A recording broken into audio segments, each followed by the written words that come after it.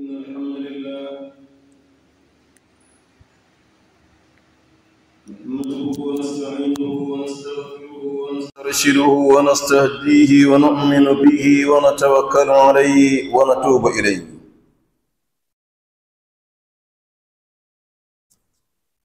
ونعوذ بالله تعالى من شرور أنفسنا وسيئات أعمالنا، من يهديه الله فلا مضل له ومن يضلل فلن تجد له وليا مرشدا. ونشهد أن لا إله إلا الله وحده لا شريك له، ونشهد أن محمدا عبده ورسوله أرسله الله تعالى بالهدى ودين الحق ليظهره على الدين كله ولو كره المشركون. نشهد أنه قد بلغ الرسالة وأدى الأمانة ونصح الأمة وجاهد في الله حق جهاده حتى أتاه اليقين. أما بعد، فإن أصدق الحديث كتاب الله تعالى، وخير الهدى هدى محمد صلى الله عليه وسلم، وشر الأمور محدثاتها، وكل محدثة بدعة، وكل بدعة ضلالة، وكل ضلالة في النار. اللهم إنا نعوذ بك من عذاب النار. أيها الإخوة المؤمنون، أوصيكم ونفسي أولا بتقوى الله تعالى. Enyi ndugu waamini, nakuhusieni katika jambo la kumwogopa Allah subhanahu wa ta'ala, wasia ambao unahitajika mwanzo kabisa kuipa nafsi yangu juu ya jambo hilo. Nahnu fi shahrin, ndugu Islam, sisi tuko katika mwezi ambao lau lingelitolewa tamko wakaambiwa li ahli al-qubur, watu walioko ndani ya makaburi, tamannau, hebu watu ambao mlioko ndani ya makaburi, tamannuni jambo ambalo labda linaweza kuwasaidia katika mambo mliokuwa nayo huko kwenye mahandaki, kwenye mashimo. Katika dunia kuna petrol, kuna almasi, kuna kitu gani, kuna dhahabu, kuna fedha. Sasa nyinyi hapo cha kuwasaidia muokoke na majanga mlionayo, mwaweza kulitamania jambo gani? La tamannau yawman, watu walioko ndani ya makaburi walingali tamani siku moja min Ramadhana, ambayo inapatikana katika mwezi wa Ramadhani. Kwa nini? Rasul sallallahu alayhi wasallam qala, wangalitamania kwa sababu mjumba Mwenyezi Mungu rehema za Allah zimeenea na pia amezungumza maneno akasema, man sama yawman fi sabilillah, yoyote ambaye atafunga siku moja katika mwezi wa Ramadhani kwa njia ya Mwenyezi Mungu kutaraji malipo, basi baada Allahu wajhahu, Mwenyezi Mungu huweka uso wake mbali ani nari, na moto 70 kharifan, kwa muda wa miaka 70 kwa siku moja mtu anawekwa mbali uso wake na moto. Kwa hivyo watu walioko ndani ya makaburi, lau kama lingeletolewa tangazo tamanini jambo, basi kwa hakika la tamannau yawman min Ramadhana. Ndugu Waislamu, katika siku ya leo tutazungumzia faida kubwa ambayo ameitaka Mwenyezi Mungu kwa viumbe wake, akawaletea chombo hichi mwezi wa Ramadhan. Kuna jambo kubwa ambalo Mwenyezi Mungu analihitaji kwao. nayo ni faida ya kumcha Mwenyezi Mungu Subhanahu wa Ta'ala. Shahru Ramadhan, kwa sababu mwezi wa Ramadhani shahru muallimun, ni mwezi ambao wa kumtoa mtu pahala, kumweka darasani ikamfundisha. Bal huwa muallimul muallimin, bal Ramadhan chagui kwa shekhe huko mwanafunzi unani wote ikawaweka kwenye darasa moja, kwenye hatua moja, kwenye daraja moja. Wa kitabuhu alquran, na mwalimu huyu katika somo ambalo atalifundisha hasa katika kipindi hicho, muda wake, kitabu ambacho atatumia ikawa ni kama syllabus yake ni Qur'ani al-Karim, alladhi Qur'an ambayo la yatihi al-batilu, kama mtu watakuwa nayo basi mara nyingi haimletei mambo ya ubaishaji, mambo ya uongo, min baini yadaihi, wakati habari zake imezungumzia habari zinazokuja mbele, basi naam, kama Qur'ani imezungumza basi mtu atakutia jambo hilo kweli, atalibaini tu. Wala min khalfihi, wala hata habari ambazo zimekuja kuzungumzia zilizotoka nyuma haiwezi kumbabaisha Muislamu ikamzuga, kwa sababu tanzilu min hakimin, kwa sababu huo ni uteremsho ambao unatoka kwa yule mwenye kuweka mambo pahala pake, mwenye hekima. Hamidin, mwenye kuhimidiwa na kila kiumbe wake alomuumba, basi Mwenyezi Mungu anahimidiwa na kila kiumbe katika viumbe vyake.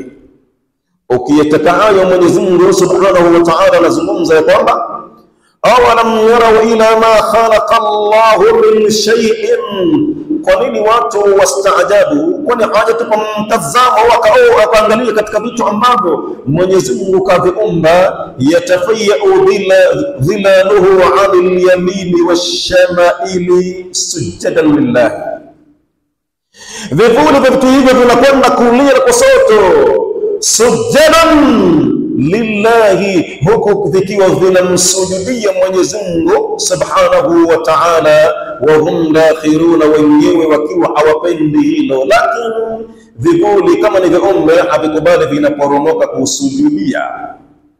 Hakadha kullu, upande mwingine kazungumza ya kwamba kila kiumbe qad alima salatahu wa tasbihahu, kimejua namna ya kusali kwake na namna ya kumsabbih Mwenyezi Mungu kusema subhanallah, kinajua.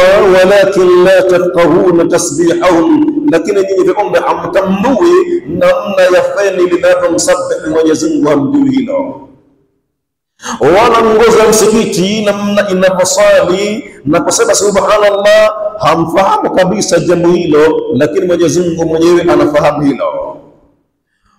Wakati mwingine inasoma adhana saa 10 ile usiku, basi ile muadhini akianza tu Allahu Akbar, mbwana wao wako tayari, hata kama amelala usingizi totoro, lakini kwa muda ule unaamka na wao utawasikia wanatoa sauti zao, ikizungumza tu, ikisoma tu Allahu Akbar, na wao wako tayari kuzungumza hivyo, kwa namna ambavyo wanatambua wenyewe, mpaka muadhini amalize adhana yake, basi na mbwa hao wananyamaza. Mbwa basi kullu kad alima salatahu wa tasbiha walakin la tafqahuna tasbihahu.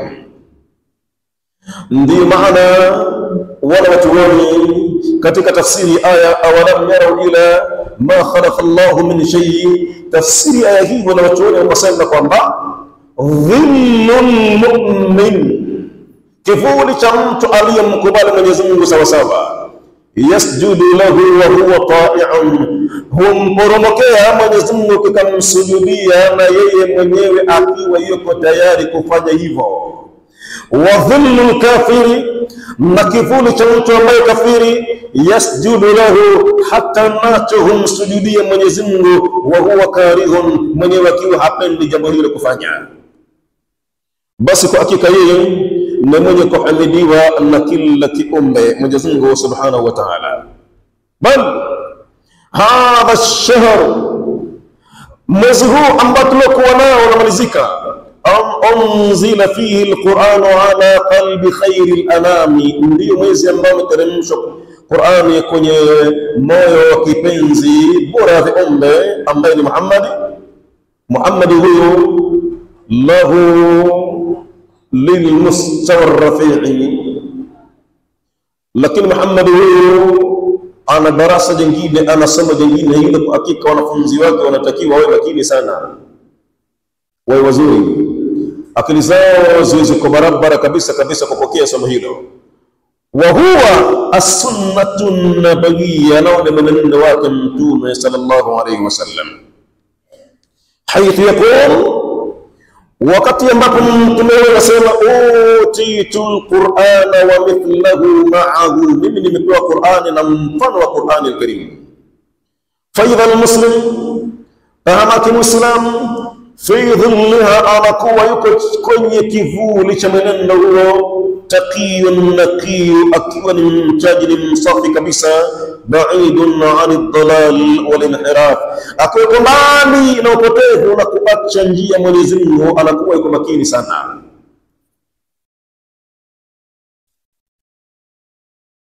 Wal ghayatul uzma, na lengo kuu ambalo amelitaka Mwenyezi Mungu kwa viumbe wake, hiya taqwa, ni uchaji, watu kufika daraja ya kumheshimu Mwenyezi Mungu Subhanahu wa Ta'ala.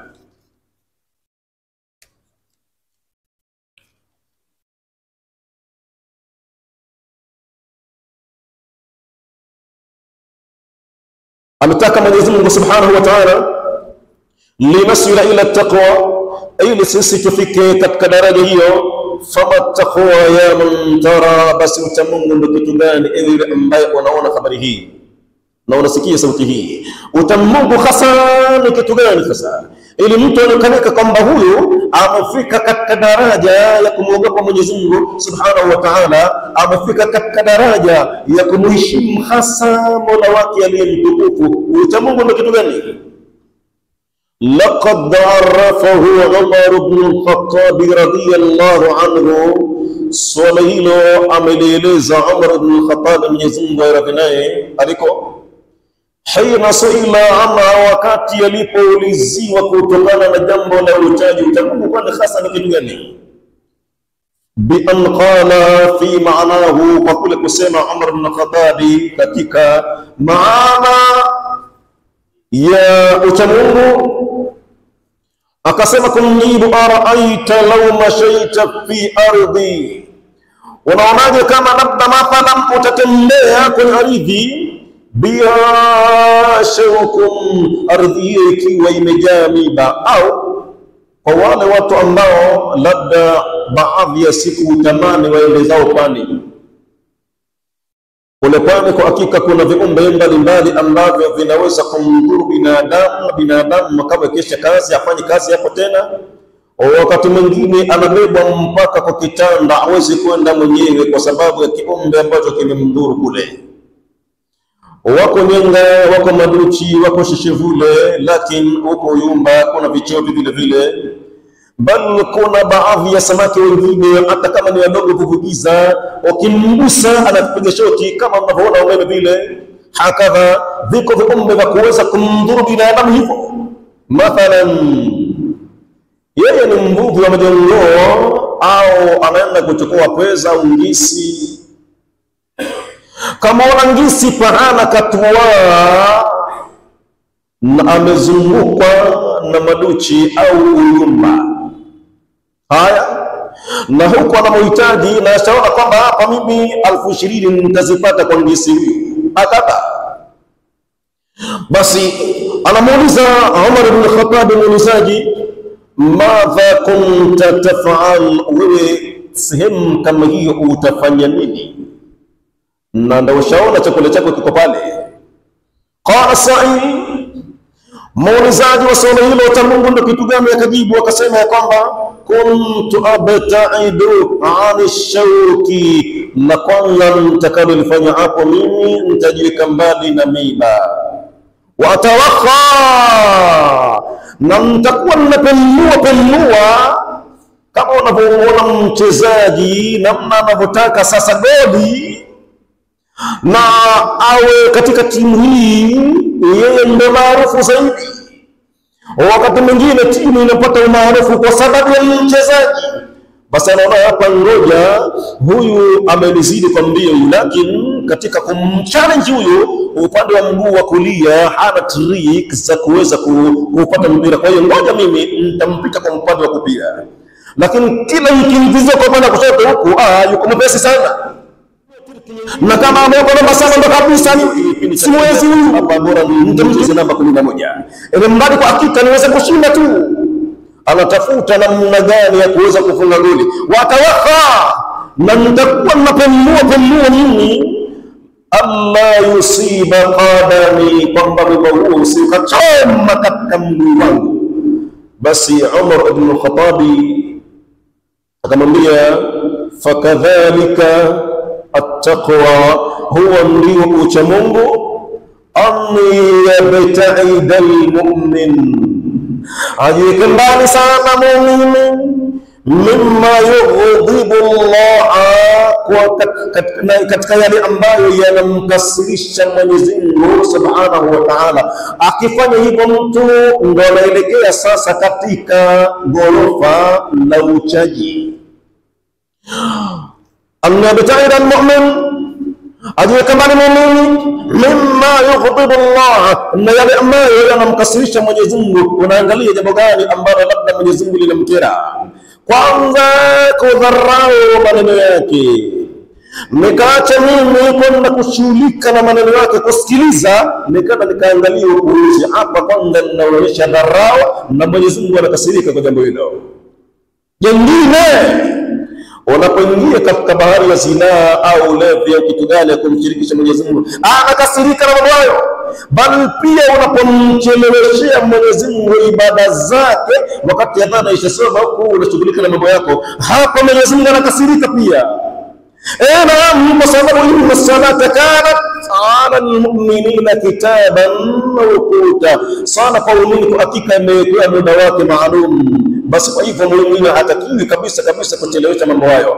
Anajiweka mbali na karam, anajiweka mbali na karata, anajiweka mbali na mabao. Wayamala ma yurdi Allah, na fanya kazi yale ambayo yanamridhisha Mwenyezi Mungu. Wayuraqibu Allah, na amtunge Mwenyezi Mungu fi kulli a'malihi, katika matendo yake yote. Akifanya hivyo mtu huyo ndo kafika kwenye takwa kabisa. Wayaqulu ويلخص ذلك ما نفتش هيلو علي بن أبي طالب من يزنغ رضلائه فيقول، أرسيما علي بن أبي طالب، التقوى utamungu, sio kupiga makelele, sio kutamani tu kwamba labda wewe mtamungu utakuwa mtamungu siku moja. Hapana, hiya alkhawfu min aljalil, ni kuwa na woga wa kumwogopa Mwenyezi Mungu Subhanahu wa Ta'ala. Wal amal bitanzil, na kufanya matendo kwa mujibu wa hoja, kwa mujibu wa teremsho, kwa mujibu wa Qur'an al-Karim, kwa mujibu wa hadithi. Unafanya ibada kila pahala. Ukija katika sala, pahala popote pale unafanya katika kwa sababu ya hoja. Ukikaa kitako, basi unakaa kitako kwa sababu ya hadithi ya Mtume. Ukiporomoka chini, huporomoki kama anapoporomoka wengine, unaporomoka kwa hoja maalum. Iko kuporomoka kwa mikono, iko kuporomoka kwa magoti. Lipi asahu zaidi katika haya mawili? Mtume anasema anapoporomoka mmoja wenu kusujudu, idha sajada ahadukum fala yabruku kama yabruku al-ba'iru, asiporomoke mtu kama anapoporomoka ngamia. Kwa hivyo unatafuta mambo hayo ya kuweza kujikurubisha kwa Mwenyezi Mungu Subhanahu wa Ta'ala. Kila pahala unafanya kitu kwa hoja madhubuti kabisa. Ukitoka msikitini ukubali, unatoka kama Nabii Muhammad alivyokuelekeza kwa mguu wako wa kushoto, utoke kama gomba vile au gombe. Hapana, unatoka kwa mguu wa kushoto na kusema maneno maalum, na ukiingia unaingia kwa mguu wa kulia na kusema maneno maalum pia vile vile. Hal kadhalika ukiingia chooni, ukitaka chooni, hal kadhalika unapokula, kuuza na kununua, sehemu zote unafanya al-amalu bitanzil, kufanya ibada kwa mujibu wa hoja iliteremka. Si kwa sababu kama labda unaona watu fulani wanavaa kazi nzuri, soksi, kofia safi, kazi za kisasa. Hapana, unafanya kitu kwa hoja madhubuti. Waridha bil qalil, na kuridhika kwa kile kichache ambacho Mwenyezi Mungu amekukadiria. Usihangaike na mali ambazo anachuma watu, usihangaike na magari yanayotembelea watu, usihangaike na majumba mazuri yalikuwa nayo watu. Waduruna likharabi dari nabniha, majumba yetu mazuri makubwa kabisa kwa ajili ya kuvunjwa na zama ndio sisi tunajenga kabisa. Kwa hivyo mja usihangaike kabisa, hangaika na yule mchaji anayefanya ibada kwa hoja, huyo ndio atakiwa uhangaike naye. Waman arada al-ghina falqanaatu takfihi, na kwa yote ambaye anahitaji utajiri, atajirisha na Mwenyezi Mungu, basi inamdosha kabisa. Basi waridha bil khalil, na kuridhika na kile ambacho kichache. Watu wengi katika mambo ambayo wanachuma, basi wachumi halali. Akiweka pahala mtu benki, hakubali kupokea mshahara wake, lazima achanganye vitu pale, aongezee, aile, hakadha. Wal-isti'dad, na kujiandaa mtu liyaumi rahil, kwa ajili ya siku ya safari kwenda kuonana na Mwenyezi Mungu kwenye handaki, kwenye shimo.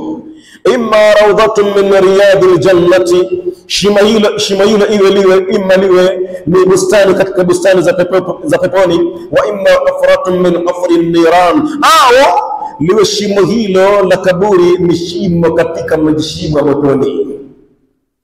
Basi wal-isti'dad liyaumi rahil, na kujiandaa mtu kwa ajili ya siku ya safari, unajipigia mahesabu kabisa. Ukimaliza kutoka tarawehe, unajichimbia kaburi mwenyewe kwanza, halafu unajichomeka kwenye ng'anang'ani, halafu unajihesabu kabla an yuhasibaka Allah, kabla Mwenyezi Mungu bado hajakuhesabu, unajihesabu kwanza, unajipekua, unajiuliza, hapa mimi Mwenyezi Mungu atakaponiweka hapa, basi kuna jambo gani ambalo nitaweza kutumia?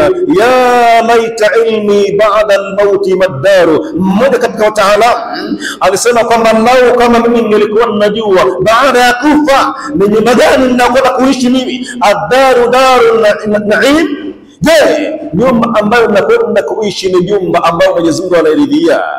In amilta bima yarda al-ilahu, ikiwa utafanya kwa yale ambayo yanamridhisha Mwenyezi Mungu, basi naam, utapata nyumba hiyo. Wa in khalafta, na kama utakwenda kinyume na hilo, basi fannaru, moto utakuwa ndani mbele yako. Basi wal-isti'dad liyawm ar-rahil, na kujiandaa mtu kwa ajili ya siku ya safari ya kwenda kuonana na Mwenyezi Mungu Subhanahu wa Ta'ala. Atakapoamliwa baada ya kutumikiza, binti wangu, raja'u, jamaa zako wanao wa jamaa zako washarudi, watarakuka, na amekuacha hapa ukiwa peke yako kabisa. Walam yabqa ma'aka illa ana, na hakuna yote anayobakia na wewe isipokuwa mimi. Wa ana alladhi alhayyu la yamutu, na mimi ndio yule ambaye ulikuwa kusikia nikizungumza duniani kwamba yu hai asiokufa, ndo mimi. Na hapa kuna viumbe wangu nitawatuma, watakuja kukuuliza, ingawa mwenyewe kwa kule duniani kunta fi ghaflatin, ulikuwa katika mughafala mkubwa an hadha na haya, lakini leo naona kashaftu anka alghitaa, nimekuondolea pazia, fabasaruka alyawma habide, macho yako naona leo yamekuwa makali sana leo. Hakadha ibn Adam sayanquluka alahibbatu an alqusuri, Iko siku miongoni mwa masiku watakuondoa wale vipenzi wenye kukupenda na unaowathamini, watakuondoa anil kusuri, kwenye magorofa hayo, watakuondoa kabisa kabisa. Wapo wanakupeleka ila baiti turabi, watakupeleka kwenye nyumba ya mchanga isiyokuwa hata na sakafu, wakilia mbali rangi, haina hata deni, haina hata AC, haina hata tandiko. Tandiko unakala tandowekewa kwenye tama lako, hapa ndo mto wako. Mkono unapotenga unalalia hili, alafu na mto wako unawekewa hapa. Nyuma kabisa unawekewa madongo, huo ndio mito yako ya kuweza kuegemea sehemu ile. Yanquluka al-ahibatu 'ala al-qusuri, wale ambao wanakupenda ndio kwanza wa kukuhamisha katika jumba ambalo mlikuwa mna AC na rangi unabadilisha kila wakati. Kipindi cha mwezi wa Ramadhani karibu na sikukuu pale unabadilisha rangi nyingine, ile mradi kwa hakika kuna hichi na kile, unajisikia kabisa kabisa. Vipenzi wanao wajomba zako, ndugu zako, wale wenye kukupenda ndio watakao kamata mamlaka ya kukuhamisha kule hapa ila baiti turabi, wanakupeleka kwenye nyumba ya mchanga kabisa. Wayaturukuka wahidan ghariba, na wakuache kule ukiwa peke yako, una mwenza. Hata mwanao alikuwa anakupenda sana, akalia sana, hata mkeo hathubutu kabisa kabisa kusema kwamba nikakae na mume wangu ndani kule, hathubutu kabisa kabisa. Kwa nini? Kwa sababu laqad ji'tumuna furada kama khalaqnakum awwala marra bal za'amtum an lan naj'ala lakum maw'ida. Kwa sababu kwa hakika katiba iliyopo ni kwamba mtatujie nyinyi mmoja mmoja, kila mtu peke yake, haziko na mwingine. Utakuja peke yako kabisa, na nyinyi mkafikiri kwamba Allah naj'ala lakum maw'ida, kwamba sisi atawekea miadi maalum, lakini leo ndo leo asomwa atakanyaga jiwe leo au ataeleka jiwe. Basi Ali ibn Abi Talib ameeleza kwamba walisti'dad, na kujiandaa mtu liyaumi rahil, kila wakati uwe unajiandaa kwa ajili ya siku ya safari hiyo. Idha asbahta, wakati utakapobahatika Mwenyezi Mungu kakufikisha asubuhi, usiwe na guarantee, fala tantadhir masaa, usisubiri kabisa kabisa jioni ukasema kwamba ngoja mtasubiri jioni mimi, ukawa na hakika huo hakuna kabisa. Wa kam min sabi'in mata min ghairi illatin, kwa sababu kuna wangapi waliokuwa wazima kaiwaga dunia mtu basi na hapa na dogo la kulu kaondoka duniani. Hakaba anamwaga mama yake mmoja, kwanza hebu niondoke mimi nyumbani hapa, ningechukua mzigo kwa fulani. Anakwenda nusu saa kutimia, mama mtu analetewa taarifa kwamba mwanao tayari ashatotoka sisi. Wakati mwingine tunasali naye mtu hapa, ghafla kapinduka tunaye tena. Wa kam min sa'i'in mata min ghairi illatin, wangapi waliokuwa wazima kaondoka mtu duniani pasina hata na ugonjwa wa flu. Pengine mtu tumesali naye tarawih bwana, tunaagana kabisa, asubuhi tunashona sanda yake kabisa kabisa. Wa kam min fata, wangapi katika vijana, katika watoto wadogo kabisa, amsa anafikiwa na jioni, wa asbaha dhahikan, na kamka asubuhi anacheka na kwenda mbio na wenzake. Waqad nusjat akfanuhu, na huku ishatengenezwa na kufumwa sanda yake ni malaika. Wa huwa la yadri, mwenye ana habari, inasubiriwa time mtu ifike. Basi walisti'dadi liyaumi ar-rahil, la kujiandaa kwa siku moja ngumu mno, pevu sana kabisa. Mtume sallallahu alayhi wasallam kana yamsahu wajhahu bima'in baridi, alikuwa anapangusa uso wake kwa maji ya baridi kutokana na joto hilo zito la sakaratil mauti, na kusema subhanallah, ametakasika Mwenyezi Mungu subhanahu wa ta'ala. Allahumma hawwin alayya sakaratil maut, Mola wangu nifanyie besi mvinyo huu uchungu wa mauti.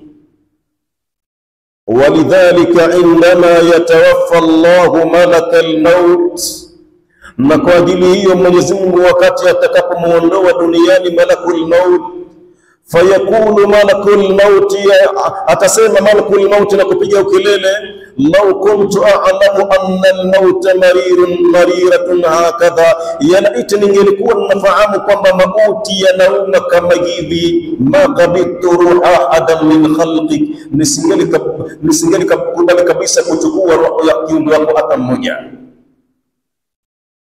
wal istidad liyawm rahim.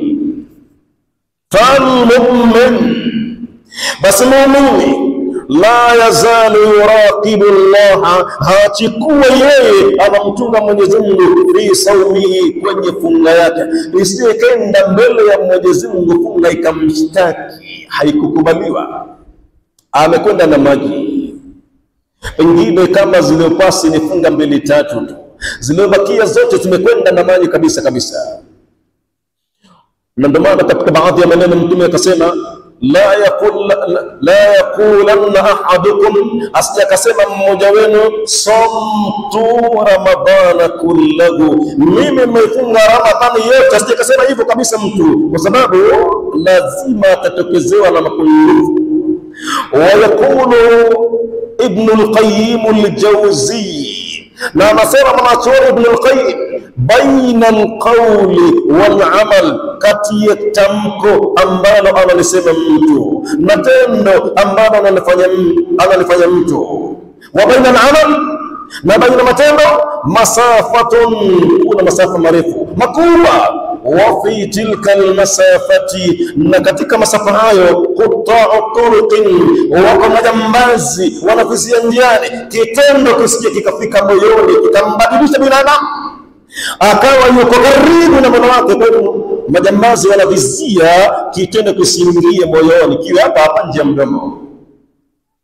Yaquluna bi alsinatihim, wao wanasema kwa maneno yao, kwa ndimi zao, ma laysa fi qulubihim, moyoni mambo hayo hayamo kabisa kabisa. Falmu'min, basi muumini la yazalu yuraqibu Allah, hachikuwa yeye anamchunga Mwenyezi Mungu fi sawmihi, katika funga yake. Hasana uongo, haibi, hafanyi uongo katika mambo ya ibada. Wa yuhafidhu alayhi, na anamhifadhi Mwenyezi Mungu subhanahu wa ta'ala, hatta yanakisa dhalika, mpaka lichanji jambo hilo, ala sulukihi, limfanya achanji katika tabia zake, azoe hivyo. Fahuwa daimun fi muraqabati llahi, sasa yeye daima anakuwa yuko juu ya kumchunga Mwenyezi Mungu subhanahu wa ta'ala. Amara Allah bittaqwa, ameamrisha watu kumcha Mwenyezi Mungu, hususan katika kipindi hichi. Qala Al-Ghazali rahimahullah ta'ala, mmoja katika wanawachuoni amesema ya kwamba alaysa Allah, kwani akuwa Mwenyezi Mungu yeye a'lama bisalihil abdi, ambaye ni mtambuzi zaidi katika kumfahamu mja wake aliyekuwa mwema zaidi. Mwenyezi Mungu sema ni kujua min kulli ahadin, kuliko yote yule. Awalaysa huwa ansahu, hakuwa yeye Mwenyezi Mungu ndiye mwenye kutoa nasaha zaidi, lahu kumnasihi mja wake aliyemema. Mwenyezi Mungu anamfahamu hata katika sisi hapa, anamtambua Mwenyezi Mungu katika sisi tulioko msikitini hapa, ambaye huyo katika waja wangu waliowema, Mwenyezi Mungu anamjua. Si haja kuonekana kama pengine mtu anatoa mawaidha, anatoa darasa, yeye shekhe mwalimu, si haja. Yawezekana mtu ambaye akionekanika huyo ndo nani huyo, basi yakawa ndo kafika katika daraja hasa ya kumwabudia Mwenyezi Mungu subhanahu wa ta'ala. La tahsabanna al-ilma yanfa'u wahdahu ma lam yuzawwid rabbuhu bi khalaqi, usikamane kwamba elimu ndio huleta faida peke yake, wakati ambapo Mwenyezi Mungu elimu hiyo hakuizawadia, hakuichanganyia Mwenyezi Mungu tabia zilizokuwa nzuri kabisa kabisa. Fa idha razaqta khaliqatan mahmudatan, faqad istafaka muqassimul arzaq. Ikiwa Mwenyezi Mungu amekuruzuku tabia ambazo ni nzuri, basi kwa hakika amekuchagua yule mwenye kugawa riziki. Ibilisi kana allama ahli al-ardh qatibatan, Ibilisi yeye alikuwa katika viumbe wa ardhini wote, yeye ndio mtaalamu zaidi, lakini mashamba na mjini kabisa kabisa. Basi Mwenyezi Mungu kwani yeye hamtambui mja wake mema? Hakuwa mwenye kumnasihi? Wa arhamu arfaqu min kulli ahadin, na Mwenyezi Mungu ni mwenye huruma na mpole kuliko hata yoyote yule kwa viumbe wake.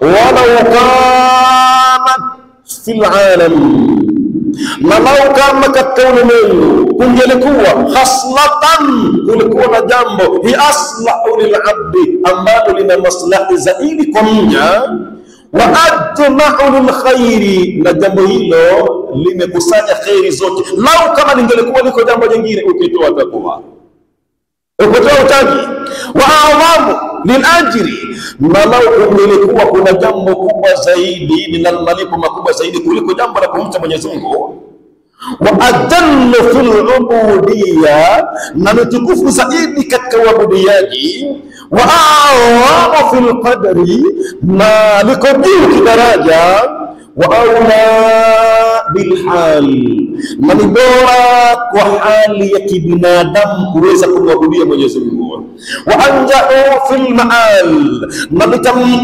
linamwokoa mtu wakati wa kurejea kwa Mwenyezi Mungu, min hadhihi al-khaslati allati hiya at-taqwa, kuliko jambo hili ambalo ndio ucha Mungu. Lakana Allah ta'ala amara biha ibadahu, basi Mwenyezi Mungu lau kama kungelikuwa kuna jambo jingine lilokuwa na daraja kubwa zaidi kuliko takwa, basi Mwenyezi Mungu angaliamrisha kabisa kabisa jambo hilo waja wake walitekeleze.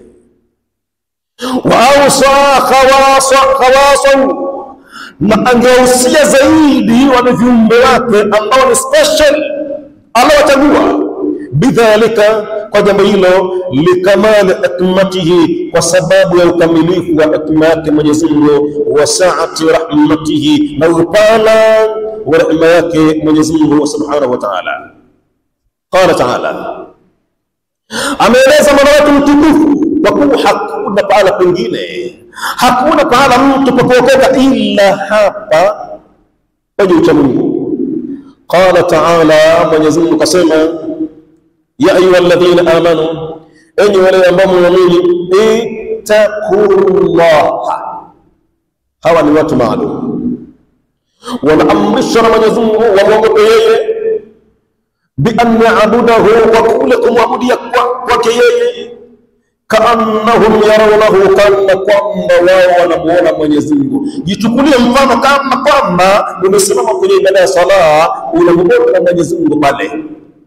Usikubali katu kutupa macho yako kwenye ukuta, na wakati mtu anaposali anakatupa macho yake kwenye ukuta, Mwenyezi Mungu anamuomba sana, na kumwambia ahunaka khairun minni, ndugu wangu, naona leo rangi zimekupendeza sana za msikiti, au tayari zimekufurahisha sana leo, mpaka unatupa macho yako kule, yuko aliyekuwa bora zaidi kunishinda mimi. Hakika anagomba sana mtu na Mwenyezi Mungu subhanahu wa ta'ala. Basi anatakiwa mtu yeye, wal tanzur nafsun, mtende Mwenyezi Mungu na mwogopeni yeye, na iangalie kwa kila nafsi ya binadamu, ma qaddamat li ghadin, nini imetanguliza kwa ajili ya kesho.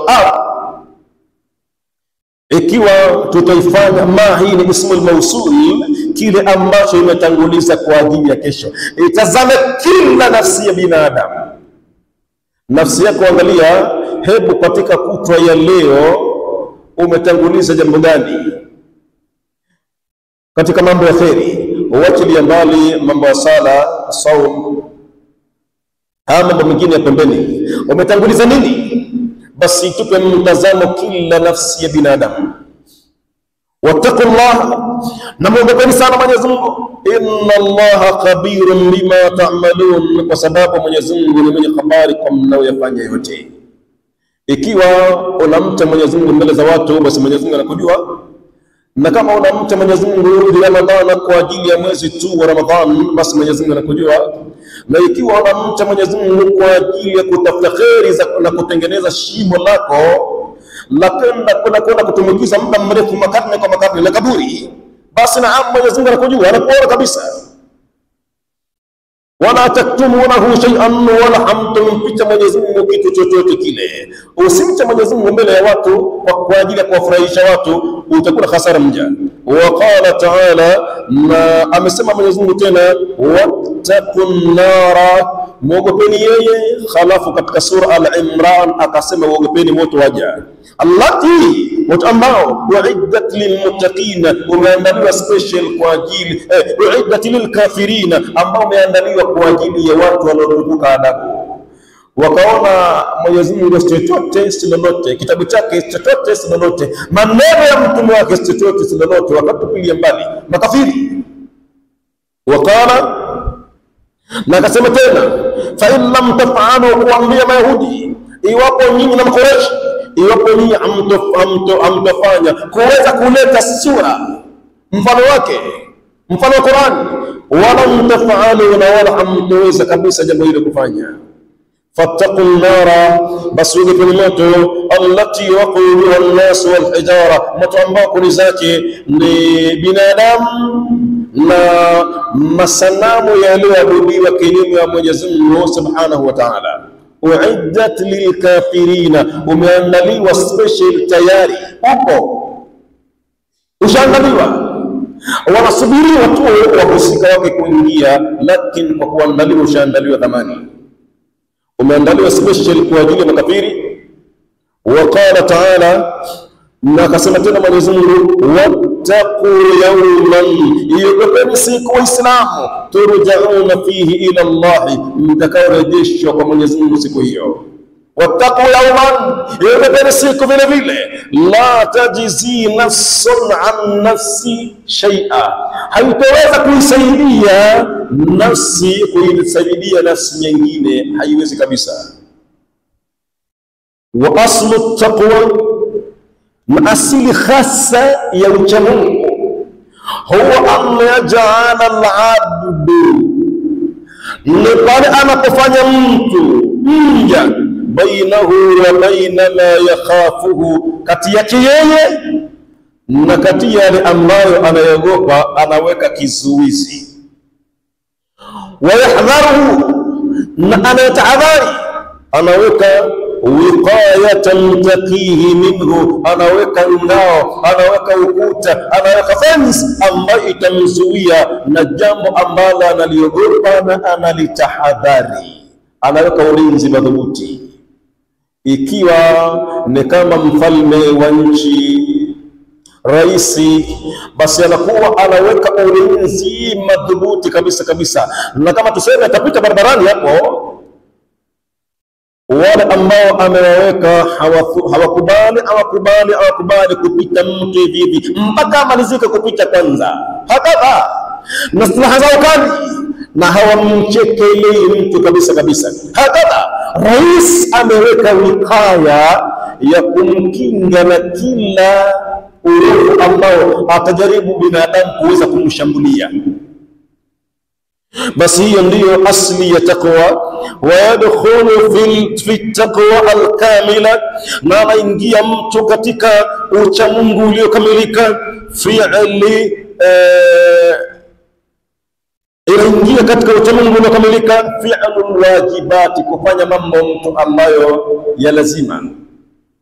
Wa tarkil muharramati, na kuacha mambo ya haramu, kuanzia kwenye biashara huko za ubabaishaji, za ujanja, kwenye mikopo huko, mikopo ya riba, humo mote mtu anahama, anatoka kabisa. Washubuhati, na mambo ya ubabaishaji ambayo yanaweza kufanana na mambo ya khairi, lakini yana shubha ndani yake. Ikiwa ni mtu wa khairi, yatamporomoshea mur'a wake, yatamporomoshea utu wake. Kama ni ustadhi, basi anaweza kumporomoshea utu wake kabisa kabisa, anajiepusha nayo mtu. Min awsafil muttaqina, sifa za wachaji sasa Mwenyezi Mungu anaeleza. Anaeleza kwamba wasari'u ila maghfiratin min rabbikum, na kimbilieni katika msamaha unaotoka kwa Mola wenu, wa jannatin, na kwenye pepo ambayo arduha samawati, upana wake ni upana wa mbingu, wal ardu, na ardhi, uiddat lilmuttaqina. Pepo hiyo upana wake kama upana wa mbingu na ardhi ndivyo walivyoandaliwa wachaji. Wepi? Sifa zao ni hizi ambazo zifuatazo mbele. Watu hawa kwa hakika alladhina yunfiquna fi sarra'i, hii ndio sifa yao, ambao wanatoa mali zao kwa siri, na wakati wa furaha wanacho. Wakasema kwamba mtu kipindi hichi ngoma imekuwa tight kabisa, mambo kidogo yamekuwa sivyo. Hasa hivyo asisubiri mtu wakati ambapo kidogo mambo yamemnyokea, ana raha tu akasema kwamba ndo atoe. Kipindi kigumu mtu akawa nyazui. Hapana, sifa za wacha Mungu, yunfiquna fi sarra'i wad dharra'i, wanatoa wakati wa raha na wakati wa shida vile vile wanatoa chao. Wal kadhimina al-ghayza, na wenye kuzuia hasira zao wakati wanapokerwa. Wa al-afina 'anil nasi, wal afina 'anil nasi, na wale ambao wenye kuwasamehe watu. Wallahu yuhibbul muhsinina, na Mwenyezi Mungu ni mwenye kuwapenda watendao mazuri. Na mzuri atakuwa mzuri ila atakapotenda kitendo kwa masharti makubwa mawili. Sharti la kwanza, al-ikhlasu, afanye kwa ajili ya Mwenyezi Mungu Subhanahu wa Ta'ala. Na sharti la pili, kitendo hicho kiwe kimekubaliana na maneno ya Mtume. Walladhina, na hao ambao sifa za Mungu, hao ambao idha fa'alu fa'ishatan, wakati wanapobahtika kufanya makosa maovu, au dhalamu anfusahum, au wakazidhulumu nafsi zao. Pengine anatembea jicho lake likaingia pahala sipo, likatazama pahala sipo, au pengine akamsengeja mtu akateleza, dhakarullah, pale kumkumbuka Mwenyezi Mungu, wastaghfaru lidhunubihim, kwa namna hiyo mtaka msamaha Mwenyezi Mungu kwa makosa yao. Waman yaghfiru dhunuba, wakiwa wanahakikisha hakuna samehe makosa illa Allah, isipokuwa Mwenyezi Mungu mwenyewe. Walam yasirru ala ma fa'alu, lakini isiwe tena wakaendelea katika makosa waliyofanya, hawakuendelea. Wa hum ya'lamuna, na huku wakiwa wao wanajua. Kwa hivyo sifa za wacha Mungu ni sifa tano ambazo Mwenyezi Mungu amezitaja. Yunfiquna fi sarra'i wad dharra'i, ambao ya kwanza wanatoa wakati wa shida na wakati wa raha. Yakdhumuna al-ghayb, wanazuia hasira zao. Yafuna 'anil nasi, wanawasamehe watu. Annahum muhsinuna, lakini sifa ya nne wao ni watu watendao mazuri. Jambo la tano au sifa ya tano, yaghfiru Allahu min dhunubihim, anawasamehe Mwenyezi Mungu makosa yao, lakini wao wenyewe wawe walam yasirruna alaiha, wawe si waendelevu, si waendelezaji katika makosa hayo. Wa thamaratu taqwa, na matunda ya uchamungu ambayo atayapata mtu mwenye sifa hizo. Suala la mwanzo kabisa, mahabbatullahi lahum, Mwenyezi Mungu watu hao wakifika katika sehemu kama hiyo, mara nyingi Mwenyezi Mungu anakuwa anapenda sana. Dalili, qala ta'ala, Mwenyezi Mungu amesema wakati anazungumza na Mayahudi, bala, hapana, man awfa bi'adi, ila ambaye ametekeleza miadi yake ya kuwa tamkubali Nabii Muhammad, wattaqa, na kaogopa sana kamcha Mwenyezi Mungu, fa inna Allaha yuhibbul muttaqin, hakika Mwenyezi Mungu yeye anawapenda wachaji. Ndio maana akataka watu wafike katika hatua hii ili wapende. Jambo la tatu katika matunda ambayo anapata mcha Mungu, ma'iyatullah, ule pamoja na Mwenyezi Mungu. Mwenyezi Mungu anakuwa yuko pamoja naye.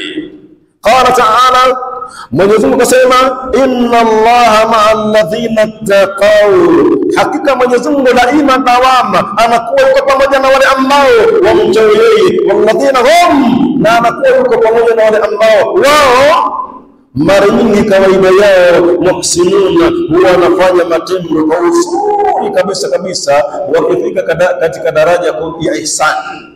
Ukifika hatua hiyo, daraja hiyo, unakuwa mara nyingi unamwabudia Mwenyezi Mungu kama kwamba unamuona. Wamina, na miongoni mwa matunda ya ucha Mungu, anna Allah yaj'alu lahum, ya kama Mwenyezi Mungu mtu akifika katika hatua hii, akafika darasa hili, yaj'alu lahum furqana, anawajalia, anawekea kitu cha kuweza kupambanua baina ya ukweli na uongo. Qala ta'ala, uthibitisho ayo amesema Mola wetu mtukufu, ya ayyuhalladhina amanu, enyi wale ambao mumeamini, in tattaqullaha, ikiwa mtamcha Mwenyezi Mungu sawa sawa, yaj'al lakum furqana, atawajalia nyinyi kitu cha kuweza kutenganisha baina ya haki na batil, baina ya bid'a na sunna, baina ya ukweli na uongo. Kama utakuwa na takwa, Mwenyezi Mungu atakuruzuku kitu hicho, na kinyume chake kama huna, ndio utaingia watu wakifanya matakwa na wewe umo, watu wakikalia dini ya Mwenyezi Mungu vibaya na wewe umo, watu wakichanganya baina ya haki na batil, dini mseto, na wewe unakuwa huko tayari, kwa sababu huna kinga, huna takwa. Tayib, wayukaffiru ankum sayiatikum, na tafutia Mwenyezi Mungu makosa yenu, wayaghfir lakum, na tasamehe Mwenyezi Mungu madhambi yenu. Wallahu dhul fadlil adhim, na Mwenyezi Mungu yeye ni mwenye fadhila zilizokuwa kubwa kabisa kabisa. Ibn Kathir,